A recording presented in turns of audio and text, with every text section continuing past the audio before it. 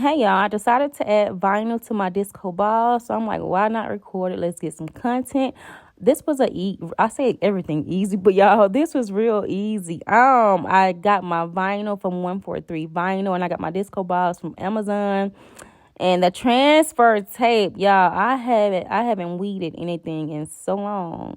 And so what I did was I kept the bag and added the vinyl, and then I placed it back inside the bag and then put it in the box, easy storage. Y'all, I'm trying stuff. I'm trying to prepare for this birthday party. I don't like how the tassel, how it's showing on one side and you can see the clear stick part. I don't like that. So I got to figure out how to get that right.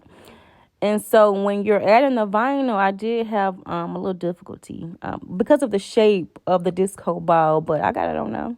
Yes, I did. Yes, I did. Yeah, it probably took me all of 30 minutes to cut or have the Cricut cut the vinyl and then add it. It was real quick and easy. And I was trying to be proactive and get stuff. It was raining in Texas in El Paso, so it was cloudy. So I had to go back inside and get more footage. But this is how it looked, you guys. My next video will probably be that balloon tassel. I got to figure that out, y'all.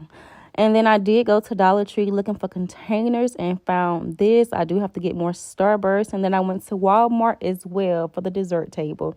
I found this divider. So I'm going to put the silver Hershey Kisses on the other side to make it cute. And that's really all for this video, guys. If you haven't already, subscribe. Thank you.